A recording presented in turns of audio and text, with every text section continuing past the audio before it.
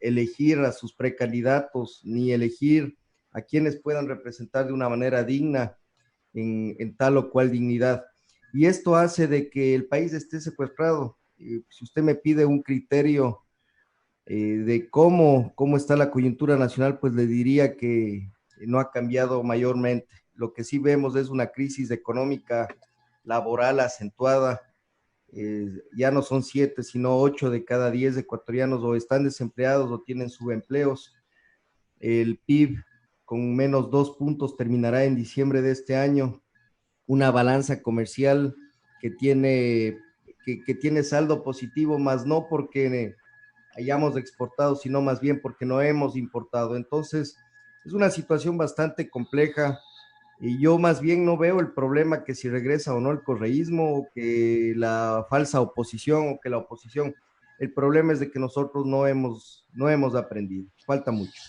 Hay una lección que no se ha tomado precisamente de aquello. Yo he sido una persona de las cuales he podido hacer un seguimiento de las acciones precisamente del capitán Edwin Ortega y pronunciamientos dentro de lo que tiene que ver la materia de todo lo que ocurre en el país.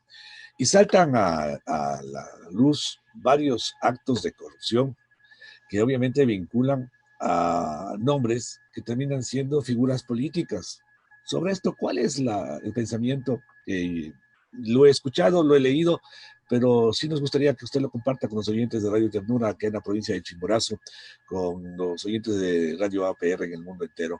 Es importante conocer precisamente esos pensamientos, porque detrás de eso a lo mejor reaccionamos, porque muchas veces nos fijamos solamente en la información, pero no en el fondo de las cosas, donde obviamente tenemos que buscar cambios y cambios radicales. Pues sí, Neto, es una cuestión bastante compleja, especialmente para alguien que estuvo tantos años en las Fuerzas Armadas y que siempre se guió por principios y por valores. Entrar en este medio no ha sido lo mismo que entrar en un trabajo normal, enfrentarse a los grupos de poder. Si usted me manifiesta o me indica, bueno, capitán, ¿cuál es su tendencia? ¿Qué espera usted del país? Yo le puedo señalar en más de una hora cuál sería una tendencia ideológica o filosófica, pero le voy a resumir apenas en un minuto.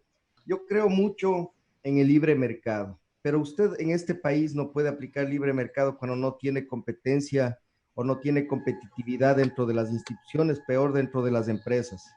Cuando tiene un sistema corrupto que ha invadido y ha calado absolutamente en todos los niveles de los estamentos públicos, cuando tiene figuras públicas que no actúan en concordancia con el mandato popular, sino que actúan como hemos visto, el mejor ejemplo que nos da la Asamblea Nacional, que se reúnen de los 69 asambleístas, de los 134 asambleístas, 69 están observados o por la Contraloría o han sido observados por la justicia, sea en denuncias o demandas, o se han abierto a través de impulsos fiscales casos para estos asambleístas y así con todos los poderes del Estado. Vuelvo y repito, cuando esto ocurre, no nos queda otro camino. Hay dos caminos. O el uso de la fuerza que no tenemos, fuerza que no le interesa, y creo que en democracia, en un estado de gobernabilidad como tiene actualmente el Ecuador, no viene al caso.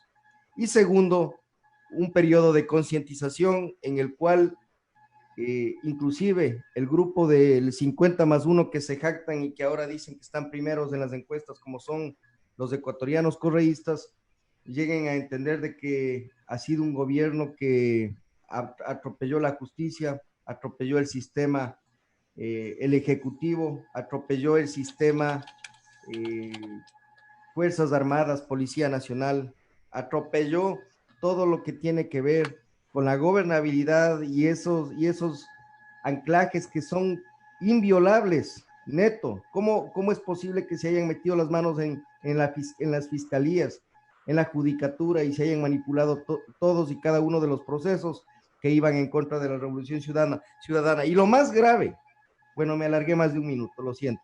Y lo más grave, haber metido la mano en las arcas del Estado.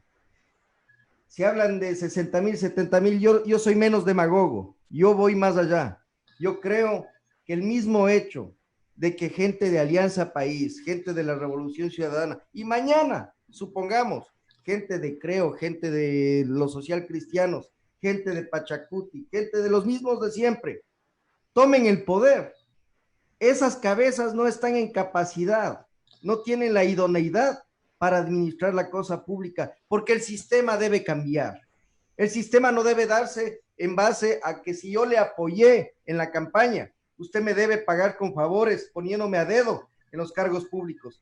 El sistema debe ser tan coherente, tan consecuente con el pueblo ecuatoriano, en tanto en cuanto el sistema esté ocupado por técnicos y los más altos y caros cargos públicos. Me refiero a caros en los valores que deben emanar cuando se trata de el mandato que se ha encargado al pueblo ecuatoriano o que el pueblo ecuatoriano les ha encargado a estas dignidades, es para administrar la cosa pública con honestidad, los políticos que sean designados y que ellos, cuando tengan la capacidad de designar, designen y elijan personas no que estén acorde al cargo público y más no ecuatorianos acorde a los favoritismos y a la coyuntura política. Capitán, su postura, como lo mencionaba ya Neto, ha sido conocida a través de redes sociales, a través de medios de comunicación. Hace minutos, pues, se conocía que el poder estribe en la figura de un delincuente y que las figuras de precandidatos a las dignidades nazcan de ese seno infame y no de sus mismos seguidores, es una vergüenza. El poder viene de abajo hacia arriba y no viceversa. Así nunca saldremos de la miseria. ¿A qué se refiere con esto, capitán? Yo creo que ese gran porcentaje de seguidores del prófugo de Bélgica no tuvo ni idea de que el señor Arauz iba a ser designado como precandidato a la presidencia de la República. No tuvieron ni idea. A eso me refiero. Muchos de los seguidores de Lazo no se imaginaron que el segundo, en este caso el doctor Borrero, iba a ser designado como candidato a la vicepresidencia por Creo. Y así le puedo dar un sinnúmero de casos para que usted vea, Paola, de que lo mío no es sesgado como muchos piensan en contra del correísmo, del leninismo, etcétera, etcétera. Yo soy una persona que me he labrado un nombre durante estos 4 años haciendo lo que he hecho. Y lo único que le puedo decir y le puedo ratificar es de que con ese criterio, con ese comentario, con ese argumento, el poder no está en el pueblo. El poder está en ellos, en el pago de favores, y ellos escogen a su conveniencia, a su libre albedrío, a quienes o invierten en los movimientos o en su defecto generan este vano populismo, este estado de propaganda que lo que hace es calar en la expectativa de los seguidores, en este caso de como él mismo se manifiesta. Sin embargo, he hecho el seguimiento del señor Arauz y desde hace 3 días él tenía menos de 10,000 seguidores. Ahora ya pasa, permítame. Usted creo que tiene abierto mi tweet. Debe pasar ya los 100,000 seguidores. Esto no es normal en el Ecuador. Mire, no, 26,000, 10,000. A mí 20,000 seguidores me costó 4 años. El señor Arauz, tenía 4,000, mire, 26,000 seguidores. Esto es una locura. Esto no tiene nombre. Funciona don dinero. Y cuando funciona don dinero, no esperemos obras, no esperemos empleo, no esperemos que se solucione el sistema carcelario, no esperemos que se solucione el sistema de salud. Aquí tenemos que entrar a la fase de concientización o a la fase 1, que creo que no sea aplicable para nuestro país. Capitán, su exposición deja básicamente en claro algo que sucede en los ecuatorianos. Siempre valoramos, evaluamos, calificamos y hasta descalificamos a los actores políticos, porque obviamente creemos que están dentro de una particularidad. Y en el imaginario del ciudadano común, la política está muy sintetizada o va de la mano con la corrupción. Y muchas personas prefieren alejarse de esa actuación política. ¿Qué le motiva al capitán Ortega o qué le puede facultar precisamente para dejar en la ciudadanía este estigma o esta calificación de lado y decir, tenemos que actuar y lo que usted manifiesta, que los caudillos obviamente terminan siempre imponiendo su voluntad y llevando precisamente a los demás sin que obviamente las bases puedan tomar en cuenta o buscar llegar a ese acuerdo general y tomar de esa raíz el efecto resultado de cómo poder encontrar los cuadros políticos. Estas dos consultas, capitán. Neto, sabe que estuve a punto de pasar al grupo que usted acaba de manifestar. Fue durísimo porque en estas elecciones yo esperaba entrar con el movimiento Rumbo, que es el movimiento de los patriotas. Sin embargo, el COVID y el tiempo nos perjudicó y no alcanzamos a recoger las firmas. Esta fase de concientización a la que me refiero es durísima. No tenemos apoyos de los grupos, porque usted sabe que esto se soluciona con una llamada y desde ya el momento donde usted va a tener una entrevista o donde usted va a tener una reunión con actores políticos, actores sindicales o actores sociales, ese momento ya ha habido ya hay coyuntura de por medio y esa gente obviamente obedece a sus intereses partidistas. Cuando esto ocurre, y qué es lo que más nos ha ocurrido a nosotros, a quien le habla y al movimiento que yo lidero, no nos queda otra opción y en este caso estamos apoyando a un movimiento que se ha caracterizado, más bien a un actor político que se ha caracterizado por la lucha contra la corrupción. A tal punto que me han ofrecido, estaba el ofrecimiento en firme de la candidatura a la asamblea por parte de este movimiento que le apadrina a este actor político, Neto. Entonces, si es que esto no se da, será por coyunturas políticas, será por egoísmos y por acciones fratricidas, y de hecho estoy seguro que se dará porque quizás sea mucho más interesante el poder monetario para esa provincia, para los líderes del movimiento de esa provincia, que tener un actor que pueda llevar ese mensaje de esperanza, que pueda cambiar las bases y que inclusive a los mismos correístas, a los mismos seguidores neoseguidores de este señor Arauz, que de la noche a la mañana, de haber sido CERCOP, de haber sido SECOP, de haber sido ministro de Cultura, sepan que nosotros somos actores políticos que amamos profundamente la patria y que no nos interesa ni siquiera percibir el estipendio en la asamblea. En mi caso, yo le digo, yo estaría contento con lo necesario para sobrevivir, pero para mí el servicio a la patria, la administración de la cosa pública, y en este caso, si logro entrar a la asamblea, el promulgar leyes en beneficio del pueblo, será la satisfacción del deber cumplido, Neto. Capitán, a inicios de este año se anunciaba una supuesta precandidatura a la presidencia del Ecuador. Esto pues no se ha efectuado así y ahora se habla de una candidatura a la Asamblea Nacional. ¿A qué se debe esto? ¿Cómo se maneja esta situación, esta decisión más que nada? Bueno, no, el hecho es de que, vuelvo y repito, Rumbo tenía una planificación o tiene una planificación a largo plazo, en el cual nosotros, imagínense, nosotros recién la clave del CNE la obtuvimos en el mes de marzo, febrero, marzo, y esto hizo que nosotros estemos con el tiempo en contra para poder legalizarnos y poder competir en la lid electoral. Estábamos completamente seguros de que iríamos a la candidatura de la presidencia, pero se vino la pandemia y los tiempos se nos acortaron. Ustedes saben los poderes ocultos a los cuales obedece la señora Tamaín y los otros dos coidearios que trabajan en base a las disposiciones de los jerarcas políticos de Alianza País, de la Revolución Ciudadana, de estos señores de Ruptura 25 y ni se diga del Partido Social Cristiano. Y al verle al señor Verde Soto y al señor Pita solos ahí, prácticamente ya no tuvimos a quién recurrir en el CNE para lograr agilitar todo lo que tenía que ver para legalizar el movimiento. Sin embargo, como le he manifestado, como a través de este medio hago este anuncio, esperemos que hasta el día domingo todo vaya viento en popa, todo esté pro avante y se logre materializar la candidatura a la asamblea por parte de la provincia del Tungurahua. Oportunamente les diré a través de qué movimiento estamos haciendo esta alianza.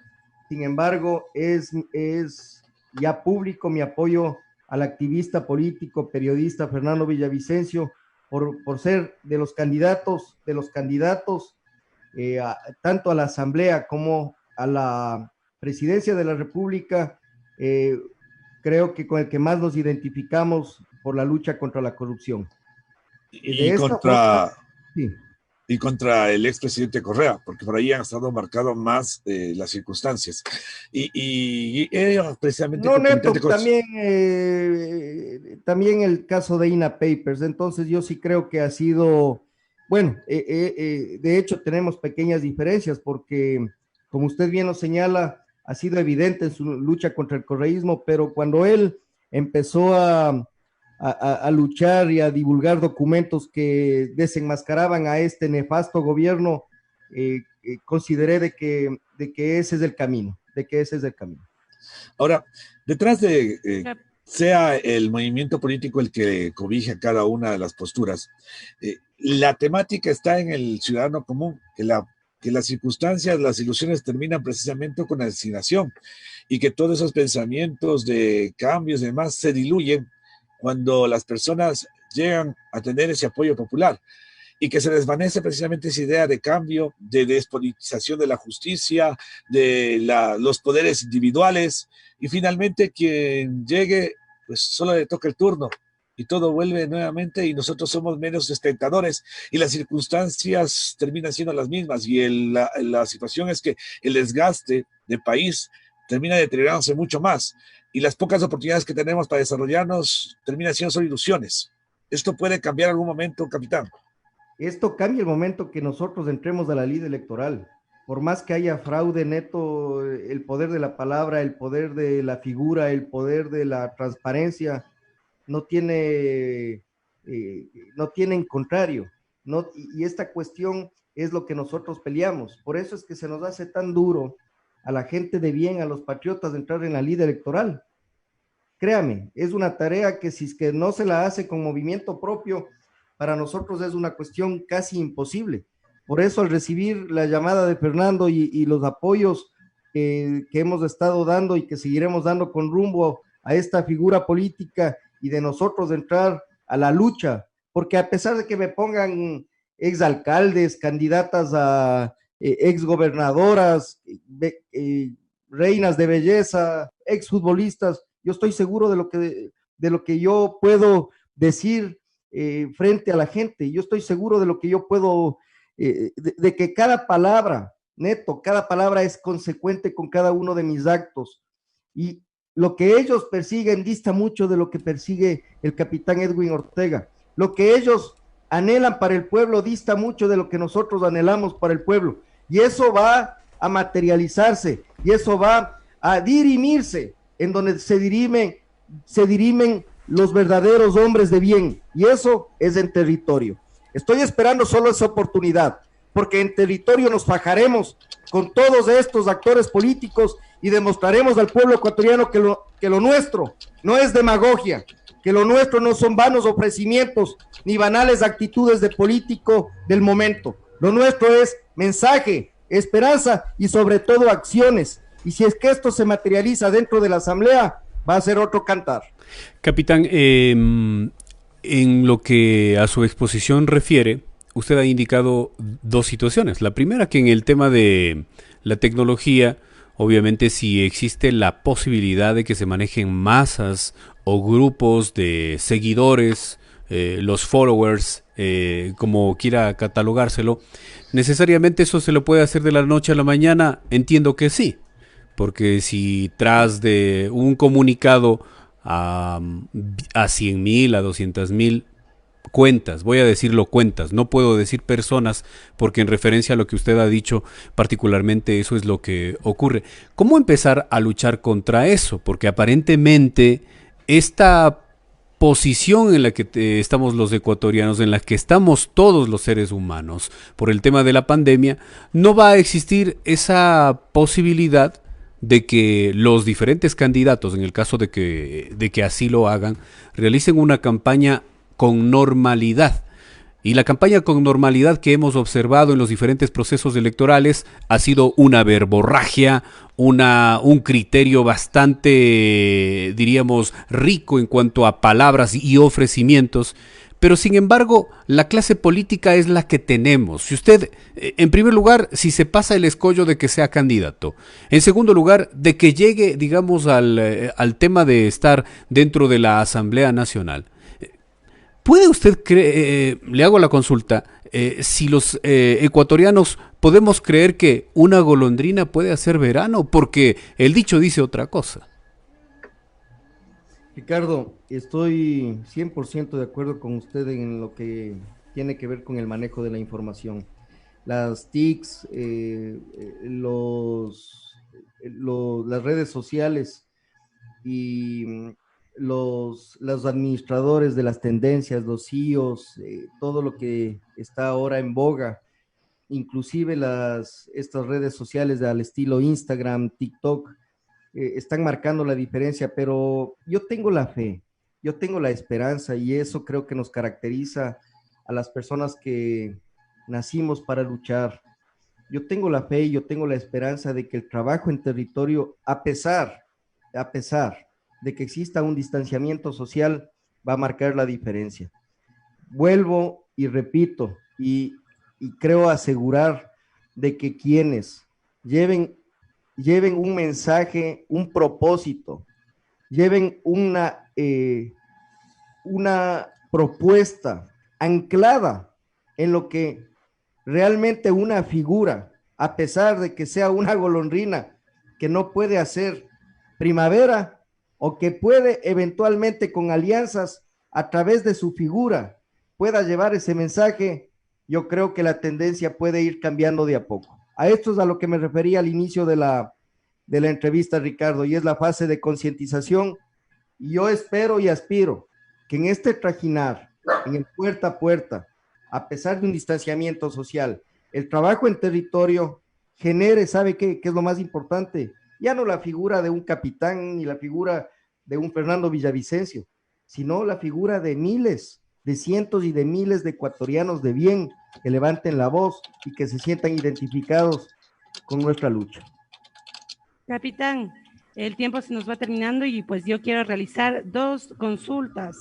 La primera, en relación al análisis que ya se ha realizado en esta entrevista. La ciudadanía y los ecuatorianos en general ya no creen en los políticos. La mayoría de candidatos mencionan una supuesta verdadera lucha contra la corrupción.